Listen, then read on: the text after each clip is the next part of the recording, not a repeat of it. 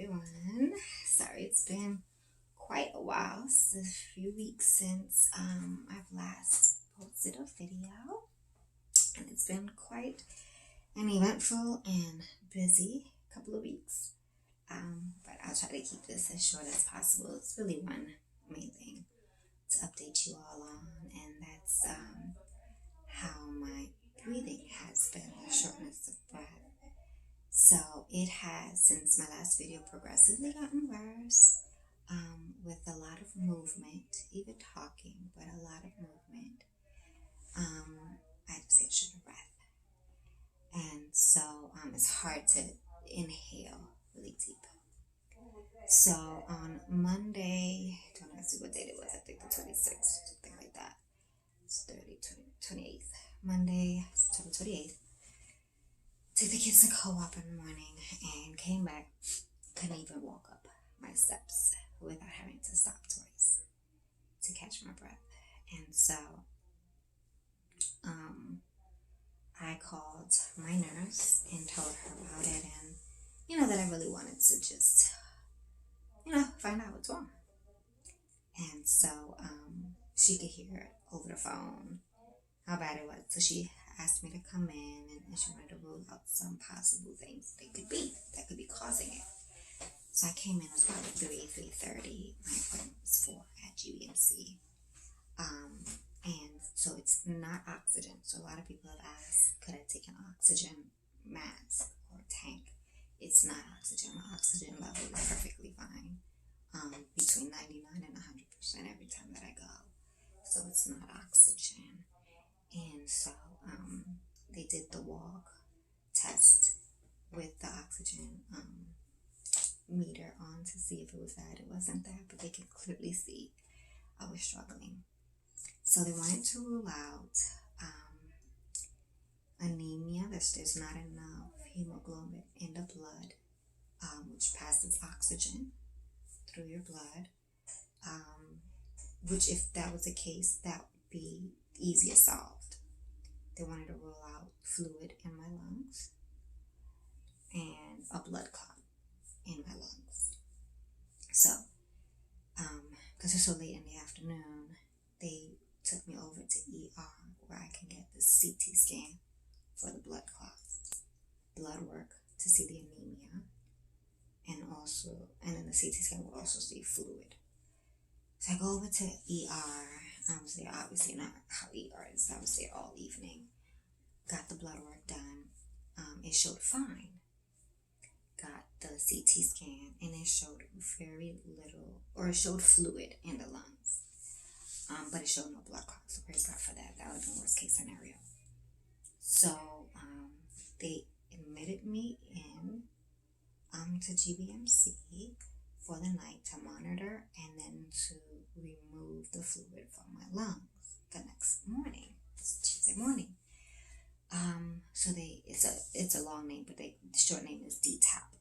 They go in through your back with a small needle that's attached to a vacuum that dispenses into or empties into this glass jar, this really large jar, and then it sucks out the fluid from your lungs.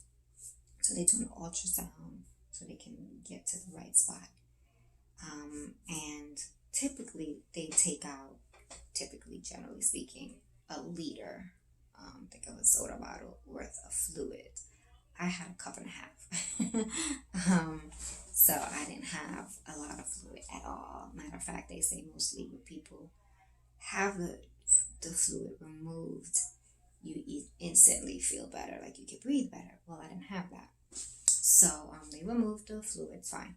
When they did blood work that morning, it actually showed up that my red blood counts, hemoglobin went down drastically overnight. And so while I was already there, they decided to give me a blood transfusion. That's what helps with the anemia and the low hemoglobin count, is to give you a blood transfusion.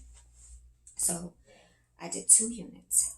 1 unit is a bag. That's 2 hours to infuse. And then, so I had 4 hours, 2 bags. And I had that done in my room, just getting it. I had the awesome room. I called it the penthouse corner nothing but it was great, very comfortable. They even let me sleep, although I didn't get into the room till 2 in the morning. But slept well, which really helped because on that Tuesday my breathing was much better than it was on Monday.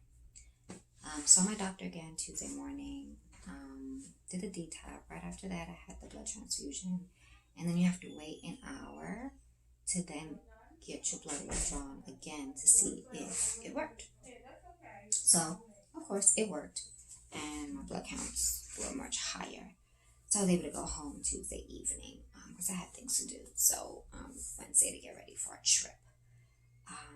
So I was able to go home Tuesday. Wednesday, I still did not feel well. And so Thursday, I didn't feel well. Just the same thing, just struggling with it. Nowhere near as bad as Monday. So Friday, I had my regularly scheduled treatment. So I go to treatment, and I had asked my nurse to come over. And so she comes over, and we're talking about it. And she basically confirmed what I had really already been thinking is the issue, especially after having the transfusion and having the DTAP and still feeling that way. She said that on the CT scan, it shows that my liver is so large, it shifts over to the left side, and it's just up against my diaphragm, and my lungs don't have that much space to expand when I breathe. So it's basically just a result of that, and nothing else is wrong.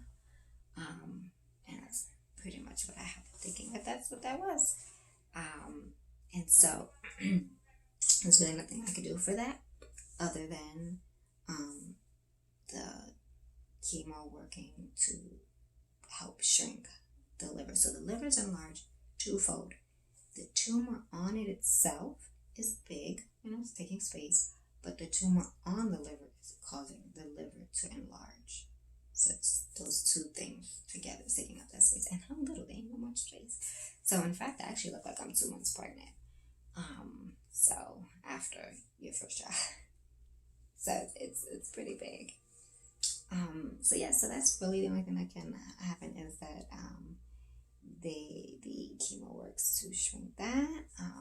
There's possibility that I can do some type of radiation to shrink it a little bit, just to give me what's called quality of life or palliative. It's called palliative therapy, where it just temporarily decreases it so that I'm able to breathe better and eat better because my stomach, because it's all crunched up in there.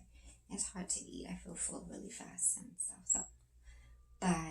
So those are the major issues. They're not comfortable, they're not great, but they're not horrible.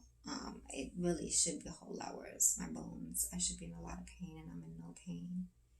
I just gotta take it easy. So I try to do things sitting down and take my time, and my husband's been wonderful helping, and the kids and son. I had a friend come over and help me do laundry before a trip. God bless her. And so we had a trip to the Outer Banks, which I'll do another video on that, but that was wonderful, much needed, wonderful time. It was hard for all of us to come back. We really didn't want to come back, but here we are. So that's that. That's pretty much done. And I already had, as you could tell, I'm in some kind of room that's not my house. I am at the advanced radiology over by GBMC, where I get my scans done. Actually, my room was actually right outside of here, but I had already scheduled a scan back in early September, for today to see how Negobeam is working. So that will be today. I had the injection done already. I took a picture of the metal capsule where the injection, I think it's so neat, but anyway, I'll show that. But so now I'd have the 90 minutes where I just wait to let the contrast flow through, and then I'll go in, get the scans taken, and then tomorrow morning I meet with my oncologist, Dr. D, to discuss the results and whatever next steps, whether it's to continue on the Negobeam or to cancel that, discontinue that, and go on to something else. So there will be another video soon to update you on that. But other than that, we are moving along, and I will keep you posted. I hope you all are doing all right and enjoying the fall weather that we're actually having. And I'm getting ready for Thanksgiving, so you guys are doing well. Love you guys.